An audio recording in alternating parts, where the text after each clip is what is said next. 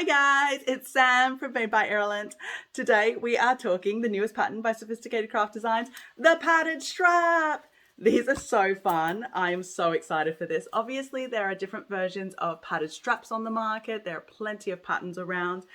What sets this apart and why do you need it? So this pattern was designed specifically because of the duffel bag. Obviously there was a need for it. I've been harassing Jassy because my husband uses the sophisticated laptop bag and it does get heavy, obviously. And these are perfect. Now, what sets this apart from what else is already in the market? Why is it not the same as the others? So first of all, this is a sewn in padded strap. There is no moving. It's not going to slide to and fro. As you can see, it's quite wide as well. So it will cover your shoulder plus with ease, which makes it perfect for those bigger bags because you want that protection. You don't want a slide that just keeps moving about, yeah? Now, it is completely adjustable on both ends as well. So it's not just adjust on one side, next thing you know, the padded strap's not in the center, right? It's adjustable on both sides so that your padded strap will always be in the center, no matter how long or how short your strap is being adjusted to. Now, this is a quick, fun, easy sew. So I'm not going to talk too much. Let's just get into it and let's have some fun. Thank you for joining me. Okie dokie, let's talk about some of the materials we're going to use. This is pretty straightforward, not that much that we need. Okay, so for the exterior, we need a vinyl. Oh, not a vinyl, we need an exterior material. For this, I am using a vinyl faux leather. For the back side, the pattern calls for 3D air mesh. So this is what 3D air mesh is. This is from Sewfisticated Supplies. So it looks like a mesh, but it's not mesh. So it's not like your normal mesh that you use to make mesh pockets. It is a breathable, foamy, cushiony type situation, okay? If you really don't have 3D mesh, you can use normal fabric, that is fine. The reason why 3D air mesh is recommended for this pattern is because it is cushiony, so it adds to the comfort of the strap, which is, I guess, why you want the strap to begin with. Okay, we need some stabilizer. For this, I am using, this is, I think it's Legacy in Australia, Flex Foam. So for those of you in Australia, this is just the spongy foam that you buy from the big chain crafting shop that starts with an S. I'm not going to say their name because, come on, let's be fair. We'd rather support small businesses, but this is where that's from. If there's small local Australian businesses that also stock some sort of foamy type situation, let us know. I know, yeah. Anyway, but if you are in the UK or in the US, I believe this is also called Flex Foam, but the brand is Pellon. For some reason, it gets rebranded when it comes to Australia, but apparently it's exactly the same thing. Okay, so another option is also by Annie's Soft and Stable. You can use as well. For my test to make, I used Sewfisticated Foam in Heavy from Sewfisticated Supplies. I'm not using that one again this time because I would like something a little bit spongier. It gives really, really great structure, but I want something just that little bit spongier. So I debated about going premium Sewfisticated Foam, but then I realized I have this spongy stuff that I'm trying to get rid of. So let's try this. Okay. I am also using a faux leather for the strap connectors and the D-ring tab. And we also have webbing. Now, the pattern calls for a specific measurement of webbing, but it does say cut it shorter or longer depending on what you like. I cut mine longer. So whatever the pattern says per piece, I add an extra 4 inches to it. Okay. So the reason why I have done that is because with my standard crossbody straps, I do my standard crossbody straps at 60 inches of webbing. That's what I do. I find for the Australian market, that seems to be a safe option that caters for most body shapes and sizes. So I've tried to make my webbing longer to match that 60-inch webbing that I would normally do for a strap. Okay, so I've added 4 inches to either of those in case anyone is interested and wanted to know. There is the actual finished size of webbing in the pattern instructions if you wanted to have a look at that, where you can see what Jassie's instructions gives you as a finished measurement. So you can then decide if you needed to add more webbing. Okay, that was a lot of talking. Now, I also have 2 swivel hooks. They are 1-inch swivel hooks because I am using 1-inch webbing.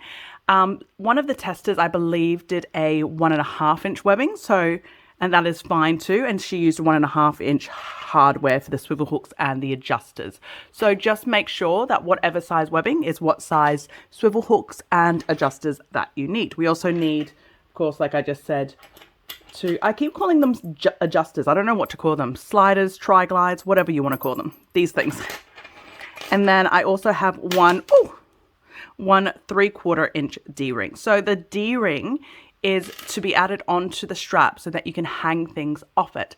So it doesn't have to be 3/4. If you only have 1-inch D-rings, that's fine. Just adjust your D-ring tab to fit whatever size D-ring you have. But the pattern as it's written with the D-ring tab size is for a 3/4-inch D-ring. Okay, so that's all our supplies. So let's keep going. Okay, now let's quickly talk about some notions that you may find helpful in this pattern. First of all, of course, clips, clips, clips. Can't sew anything without clips. Double-sided tape is actually used quite a bit in this pattern as well, so make sure you have some double-sided tape ready. Of course, a lighter to singe off your webbing and to stop things from fraying. I also have my pokey pokey stick, so my stiletto, and a hemostat. So this is just to hold your fabric in place while you're sewing. Truth be told, I use my hemostat when I'm turning my corners out. So I'm not actually using it as per purpose, but I have it. A fabric safe pen, whatever that is. This is a vinyl marking pen. Hump jumper. I've just done a video on hump jumpers as well, so make sure you check it out if you don't know how to use it. But hump jumpers are crucial whenever you're working with D-rings, in my opinion. Obviously, scissors. I still haven't found my seam ripper. My seam rippers are missing. So seam rippers, have that ready. I believe in the seam ripper curse. You don't have it, you're going to use it. But I'm not going to use it today. Not today. No. Okay, so this is the main stuff. Oh, I also have painter's tape here. To be honest, I just have painter's tape now. I really think I need to invest in shares. Painter's tape for everything. Just have it ready. You never know. Okay, so let's get going. Okay, first thing we're working with is our external fabric as well as our 3D air mesh. Okay, so the first thing we're going to do is we're going to turn them wrong side. Right side up, wrong side up, wrong side up. So right side down. And we are going to apply double-sided tape to one of the long edges in between the 2 squares, whichever long end is up to you, but just on the one side. Once we've done that, what we're going to do is we are going to take off the back side, and we're going to stick this down, matching that up with that cutout on that corner. Okay, I don't think I've done that flat. Or level, I should say, not flat. There we go. Okay, now if like me, you are paranoid about this coming undone while you're doing the other one, grab something heavy, chunk it on top. There you go. Now you guys can see my sewing mess. And then we're doing the same thing with the other side. Okie dokie. There we go. Okay, now that both of those have been taped down, what we're going to do is we're going to match the 2 pieces right sides together. Okay, so with the folded edges on the same side together, and the side that hasn't been clipped down, we're going to mark that together. As you can see, my 3D air mesh is slightly shorter than my exterior. That is 100% my fault in terms of cutting. I am not, in case you guys have not realized this, I seem to really have not gotten a hang of cutting. Cutting is something I am not good at. But, so I'm just measuring that edge to make sure this edge matches. And then I'm clipping this in place as to where the clip is. Okay, so we're going to sew this together with a 3/8 seam allowance. We're going to turn that out. We're going to put the stabilizer in between the two sides, fold it together, and then we're going to top stitch along both ends with a 1/8 seam allowance. And then we're going to do a second row of stitching at a 1/4 inch seam allowance. But follow me over to the sewing machine and we'll get that sewn on. Okie dokie, we're over at the sewing machine, so let's get this sewn down with a 3/8 seam allowance. If, like me, you are using 3D air mesh and you've never sewn with it before, personally, I prefer to have the air mesh facing down. It's just easier for my machine that way. And we are doing this with a 3/8 seam allowance. And I've forgotten how to sew.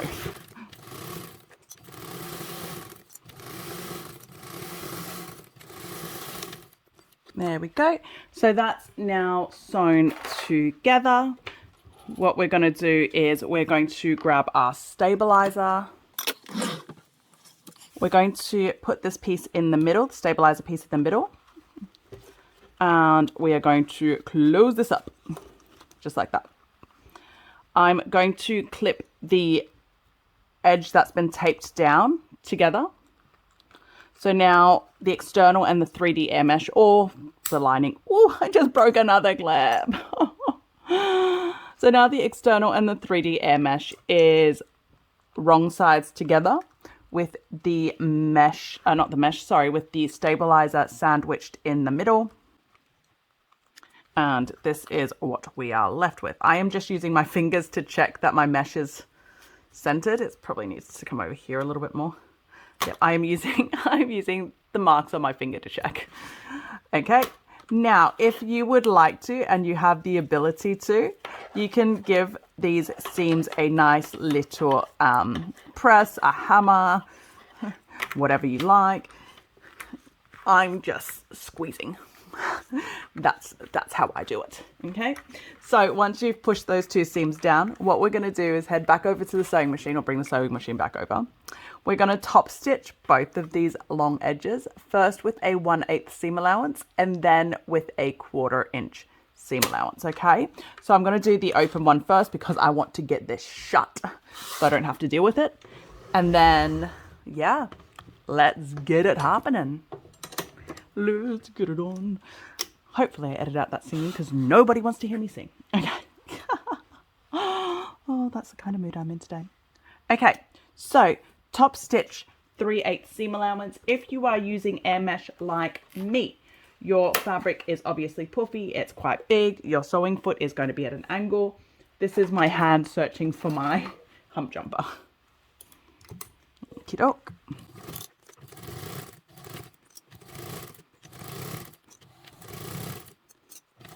Okay, so that's one side done. I'm now going to do the 1/8 on the other side first before I come back and do the 1/4 inch. Now, you might be sitting here going, do I need the 1/4 inch? No, you do not need the 1/4 inch. The 1/4 inch is a decorative stitch. It makes it look, it just makes it look a little bit fancy, a little bit more sophisticated. So if you do not feel comfortable doing another row of stitching, for example, you're not confident in your top stitches, you think you're doing more damage than good, don't do it. But I highly recommend doing it. It does look gorgeous. Okay, so now I'm coming back in and I'm doing a 1/4 inch. So that second line of stitching like we just talked about.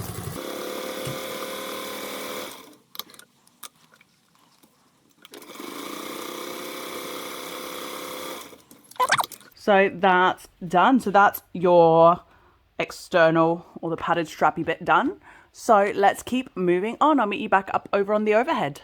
Okie dokie. So we are, I still have my mess in the shot, sorry.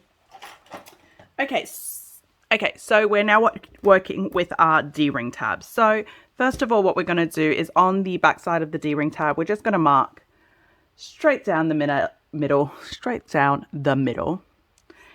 And then if you'd like, you can put some double-sided tape down, and then you are going to fold those sides in. I don't use double-sided tape on this one because my sewing machine hates double-sided tape, and so therefore I hate it. No, to be honest, because I am a cheapskate and I don't want to spend money on double-sided tape if I don't need to. Okay, double check that your D-ring fits after it's been folded. And then what we're going to do is we are going to take it over to the sewing machine, and we are going to sew along the two long edges with a 1/8 seam allowance. Once that's done, we're going to slide the D-ring in, short ends together, and baste it shut. Okay, but follow me over to the sewing machine and let's get that sorted. Okay, so like I said, we are 1/8ing to on those both long edges to sew this down. Yours shouldn't pop open if you used double-sided tape. Okay, and now that they are sewn together on both ends, you'll see I leave really long tail ends. The reason being is because I like to leave long tail ends so that after I slide my D-ring in and I sew this together, like baste it together, I'll have all of these strings on this side and that basting stitch will close them off so that they don't come loose on my top stitch, because I have had that happen before. That's one of the reasons why I always leave long stitch tails on my D-ring tabs, if anyone was wondering. I don't know if anyone wondered, but again, I need my hump jumper because it is quite a Humpty Dump. It's quite an angle. Okie doke. That is basted together. Okay, so let's head back over to the overhead and keep going. Okie dokie, so we've got our D-ring tab all done now, so put that aside. We're now going to be working on our strap connectors. So on the wrong side of our strap connectors, we'll just grab one piece. So we're going to measure a mark. The measurement is in the instructions from the base down. The base is the bigger edge, okay? Is that the bigger edge? Maybe it's not. The edge that has the two indents, okay? Now, after we've done that, we're going to grab some double-sided tape. Going to stick some double-sided tape on the edge there. We're then going to stick that edge down to meet that marking that you just drew, or that line that you just drew. Okay, and we're going to do that on all 4 pieces. Okay, while I'm doing the other ones, I put a tub of stuff on top of that just to keep it all holding down, because I don't trust my double-sided tape. It's not even I don't trust my double-sided tape, I just don't trust double-sided tape, full stop.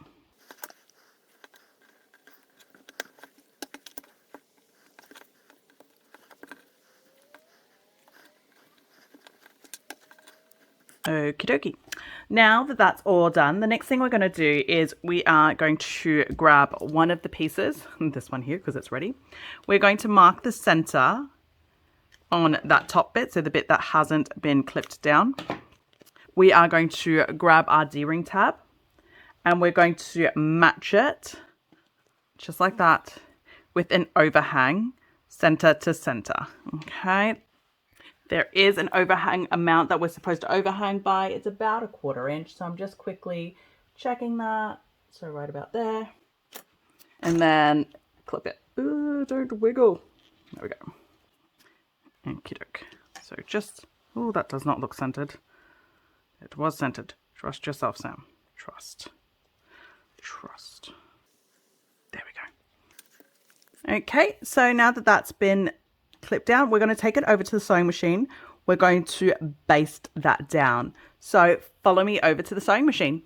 Okie doke, so let's get this D-ring basted down. So obviously, hopefully I don't need to keep telling you guys, there is a massive height difference from the fabric because of all the layers. So if you need your hump jumper, have it ready. There we go. So we just basted that down with, supposed to be 1/8. I went way less than 1/8, but it's fine. It's just a basting stitch. Okay. So let's head back over and let's keep assembling this. Okie doke. So we've just basted that on. I'm going to grab another one of these. It doesn't have to be another one. You can do it on that, but I just like to do it on another one. Okay. Now, what we're going to do is we're going to grab one of our pieces of webbing. If you haven't already done it, make sure you singe your ends on the webbing. It's just good housekeeping. Magical lighter change. I forgot I need to throw that lighter away. It's empty. So once that end is singed, we are again going to find the center of this piece on that, whoops, raw edge, the edge that isn't folded. And we are going to match the webbing center to center, and we are leaving this time a 3/4 inch overhang.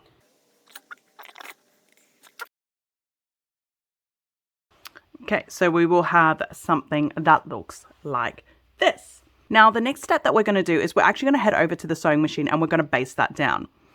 I will do that, but I'm going to talk you guys through the next step because just constantly moving between the sewing machine and the overhead just seems redundant. This is not hard. Okay, so once we've basted that down, we're going to match these pieces right sides together, just like that. Clip it all in place around the 3 raw edge corners, leaving the bit that is double-sided taped open. So we're sewing around those 3 edges with a 3/8 seam allowance. We're then going to trim the corners to reduce bulk. I'm going to turn it right side out and then come back up here. But I'll show it all to you guys over at the sewing machine. I'm going to get the other side ready first as well now. So the other side obviously doesn't have the D-ring. That is absolutely fine. But we still need to match the webbing to one of them. So again, center clip.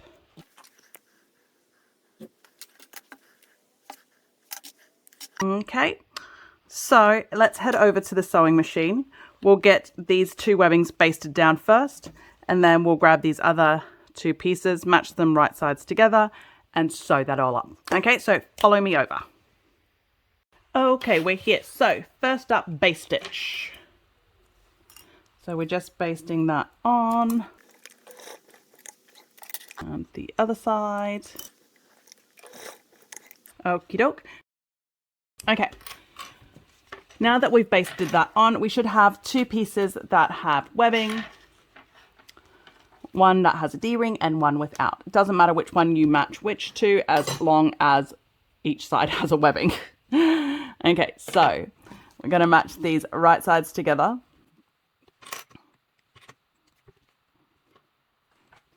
One thing I like to double check is that my edges here, the folded edges, still match, because I've said before, I'm not great at cutting. I'm not great at double-sided taping. What I am great at is my OCD-ness. So double check that these 2 are level, they match up. If it doesn't, then make some maneuvers based on your double-sided tape. Okay, so just shimmer, shimmer, shimmer, shivvy, shivvy, shivvy, until it fits. I am not functioning today. I should not be talking anymore. Okay, and same with the other side. Exactly the same, just clipping it right sides together.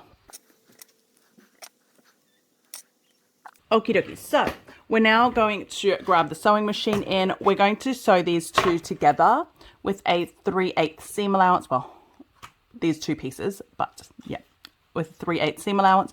We're leaving the side that has the folded edge unsewn. So we are sewing along the 2 longer edges and that top edge there. Okay, so let's grab the machine over. Okay, and this is a 3/8 seam allowance.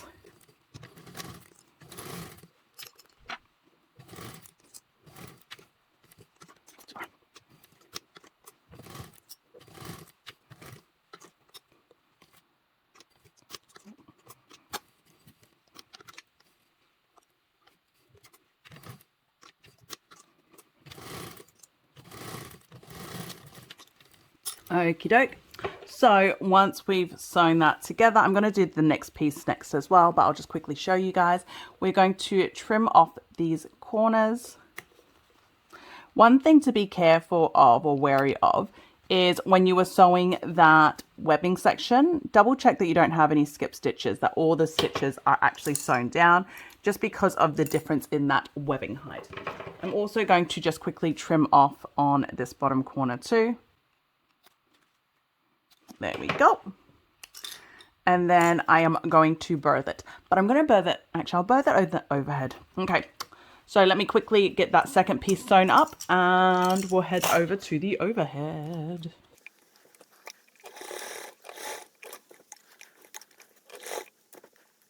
I forgot to mention, so this is the one that I am doing that has the D-ring, so it is of course a little bit thicker because I've got webbing and D-ring there. So just be wary of that, and you might need your hump jumper is pretty much what we're wary about. Do you know what? I'm bringing this out and doing that again because I think I've shifted from my 3/8. Yes, I have. Okay, so I have shifted from my 3/8. Just double checking where everything is. I'm still lined up. So if you shift from your 3/8, I've just gone back to that last line that I did and I'm going back from there. That is absolutely fine. There's plenty of ways we can fix it, so don't stress. And then I've got my D-ring in now. And again, I'm going to need my D-ring as I come off this ginormous hump. Not my D-ring. My thingy thing. My best friend. Okay, so I've obviously come too far, which is fine. I can fix that as well. Just need to go back on here. One more.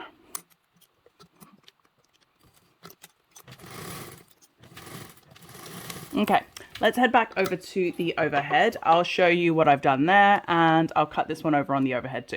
Okay, so let's follow me over. Okie doke. If you thought that last bit of sewing was a proper mess, it was. I'm not going to lie to you. Okay, so this is what I was doing up there. So there's obviously the D-ring tab, the webbing, and my D-ring all here. So there's a fair bit of bulk here. So I needed my hump jumper and I didn't have it to start with, and I was just doing silly things. I was going off my seam allowance, and yeah. So all I've done the first time round is I came back to the side and I started off that side here so that all of these threads or stitches would still be stitched down before I went across. And then I had my hump jumper in, so you can see here these are all skip stitches, but underneath they're all sewn down stitches. So yeah, it's not a big deal, it's just about fixing it. Okay, so now we're going to cut off those seam allowance corners like I did on the other side. Okay, and then we are going to turn both of these pieces right side out. If you are using vinyl like me and you don't like to just keep pulling and you are not filming, go and use a hairdryer to help soften the vinyl if need to. It does make a world of difference. Make sure you get these corners poked out nicely and beautifully. It's the biggest difference in how your make looks, is how crisp these corners are.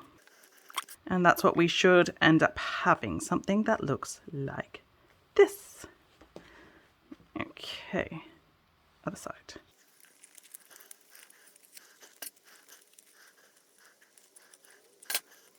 Okie dokie, so this is now what we are working with. One piece with a D-ring, one piece without. Okay, let me get rid of some of this rubbish. Okie dokie. Now, the next thing we're going to do is we are going to bring in the padded section. Okie doke. Now, on either of the short edges, on either side of this, along the short edges, we're going to measure 3/4 inch in. We are going to measure inwards from the outside. So there is a measurement in the pattern instructions that Jassy has given us. I have already drawn that line there on both sides. So it's from the edge in and over on this side too, edge in. And what we're going to do is we are going to slide these in to match that line. Biggest thing to remember is your D-ring, the side with the D-ring, should be facing this way. Okay, so it should be facing this and not with your mesh up. So don't put it on like that and accidentally have your D-ring facing the wrong way. I've done that, Jassy's done that. It's a thing. Okay, so make sure that this is facing the right way. And shove all those. If you wanted to, you can tie off these threads and put them in. I like to just put them in. Okay. I don't like to cut them off because, like I said with the D-ring, I like to sew them tight so that the top stitching has no way of coming undone. It shouldn't because it's that far in, but I'm paranoid like that. Okay, so we're matching that line that we just drew. And then we are going to clip it in place. Okay, and we're doing the same thing on the other side. Next, what we're going to do is we're going to head over to the sewing machine and we are going to top stitch the whole perimeter with a 1/8 seam allowance. We're then going to come back and we're going to do a second line of stitching a 1/4 inch in, just like we did with the strap. It's just added, it just looks nice, okay? So we're doing that on both sides. Okay, oh, I've still got threads sticking out. Now, one thing to be wary of is skip stitches. So watch what you're doing, watch your stitches. If you are skipping stitches, make sure you have your hump jumper on the ready. And yeah, let's get sewing. Shoving those threads in and then let's get sewing. Okay, let's head over to the sewing machine and let's get that all sewn together. Okie doke, so let's get this sewn down. So one thing to be wary of is skip stitches for this section. With my first test to make, I struggled a fair bit with skip stitches here, so just be really careful. Make sure you have your hump jumper at the ready. Oh, just knocking you guys.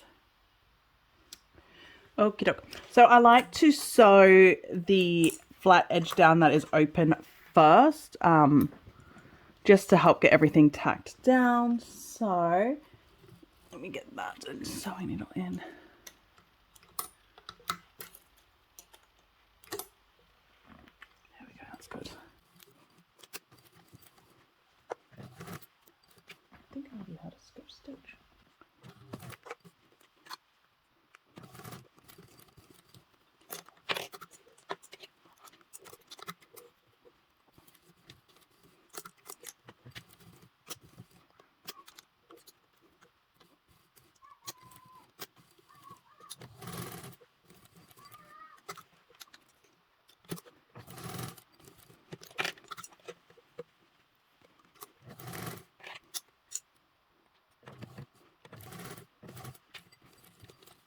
And now that I'm ending it, you'll see my face a little bit because I'm just trying to end it on that hole that I started. I just think it's just a prettier finish. There we go. Okay. So double check that you have no skip stitches. I know I did, annoyingly, even though I was so carefully checking just right here. So I'll come back in and I'll fix that. I'll show you guys how I do that too. So if you want to fix skip stitches, for me, because this is so close to the start, I'm actually going to start right here. So I like to match up my hole or a hole so that your stitches match pretty nicely, and then go slow. So one of the things to watch out for, I am skip stitching because there's a lot of different bulk levels here. So I'm listening to my sewing machine. I'm actually also going to tighten my sewing foot a little bit to hope that that helps me. There it is.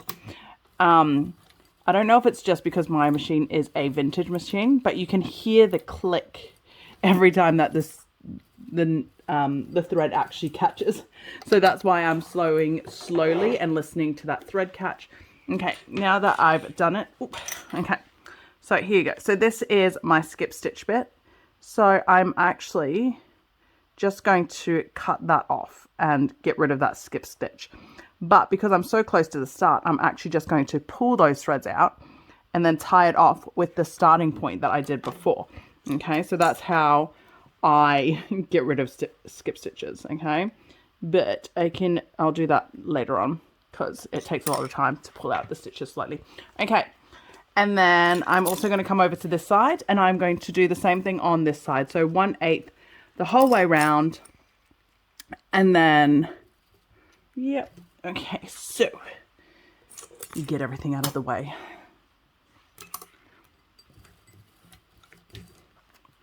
So my biggest thing for my machine, everyone's machine's different, but my biggest worry of skip stitches is on that and this edge, this bit and this bit, the starting bit of this bit.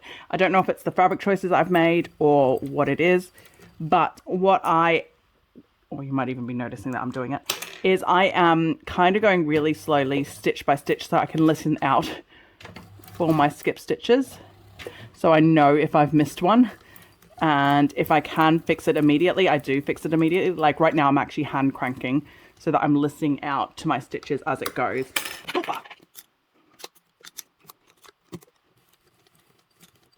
See, that one skipped, I heard it. So I'm straight up going back into it. so that I'm not actually letting my stitch go past without me fixing it first.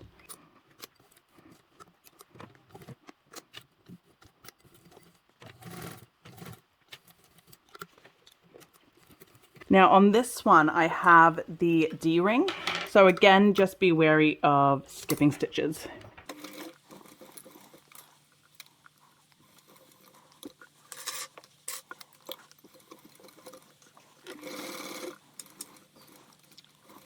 Okie dokie, that's all done. So this one I didn't have any skip stitches at all. I was listening out the whole time.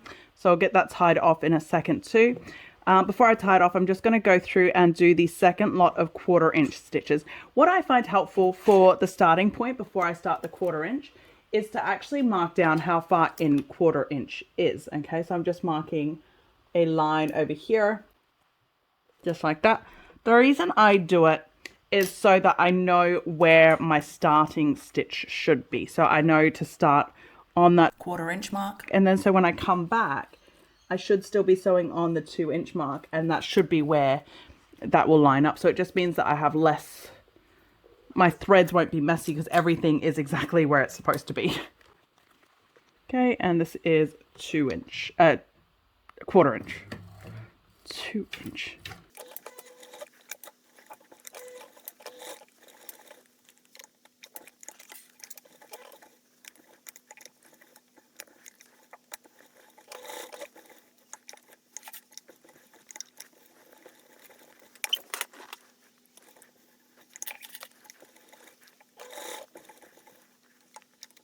There we go. So that's start and stopped at the same spot. So apart from obviously all my loose threads that I'm going to pull through, we now have a beautiful finish of the 2 lines of stitches with the 1/4 inch and 1/8. Okay, so I'm going to quickly do that on the other side too and get the 1/4 inch sewn on this side. So yep, quickly do that.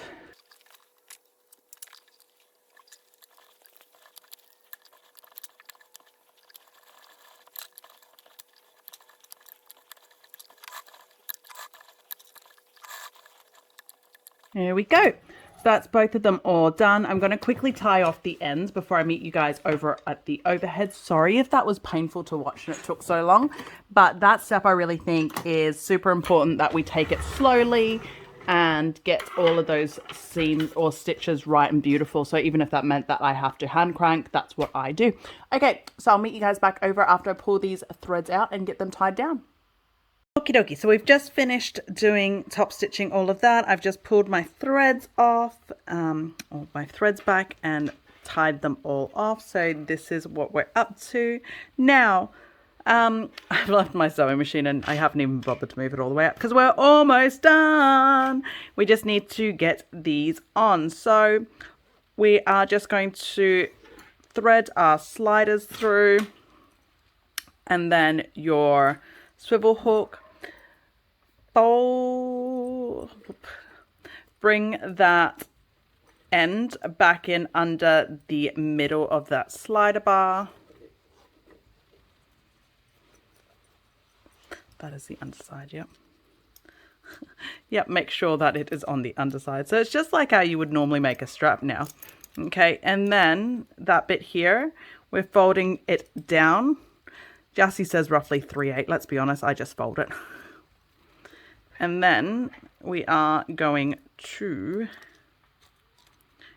put this off somewhere. Tie this down somewhere. I like to pull this as long as possible through the loop so that I've got a lot of space here to work with. And this can be short. So 3/8-ish. And pull it tight. Now, I tend to leave about that much showing from the other side. I don't know how well you guys can see that. From the bar. The reason being is it's easier for me to sew it down this way. Okay, so I'm going to clip that in place. Okay, there you go. So when you look at it from the front, this is what it looks like.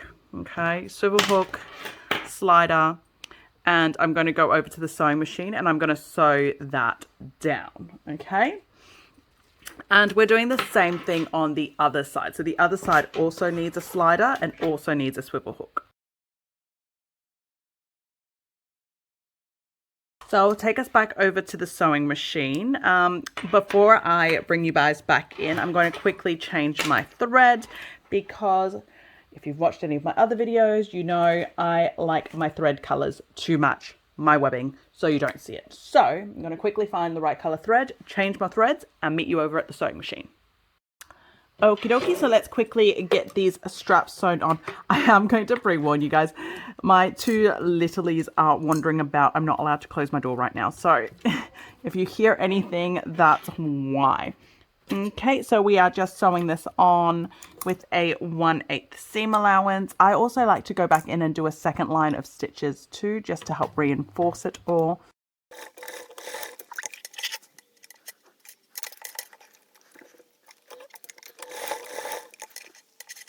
Okie dokie, so that's that side done. One of my biggest things with straps and after I finish them is just making sure you're cutting your threads as close as possible so that there's no loose threads. And then the other side. And this is the last bit. Once this is sewn down, we're done. Whew. That was a quickie.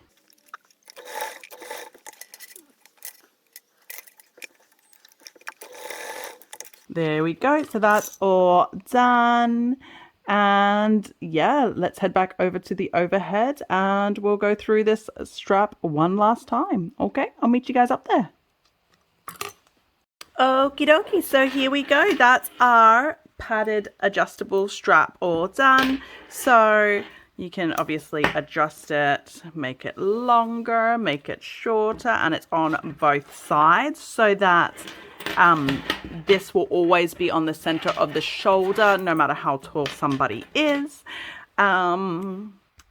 Obviously this doesn't go, but this is the sunny sleeve from Sewfisticated Supplies, just to give you an idea on how that works. So you can just clip something there.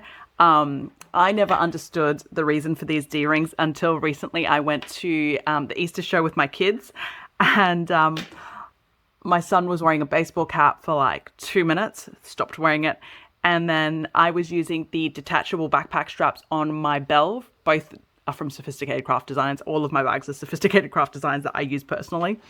And I just, attached his baseball cap to that D-ring and it was perfect. So don't skimp on that D-ring. You will find it useful at some point. Okay, so that's it. That's our strap all done. Thank you for sticking with me. And yeah, we'll keep going. You guys saw it before, but there you have it. That's your padded strap all done. So excited. Thank you for joining along the sew along with me. If you haven't already, please subscribe to my channel or watch some of my other videos. Very grateful. I have links in the description below as well of some of the materials I've used, as well as the pattern link. Some of these are affiliate links, so if you do purchase anything at all by clicking on those links, I might get a small payout. So thank you so much for supporting me. But otherwise, it's Sam from Made by Ireland. It's been so fun sewing with you. I'll see you guys next time.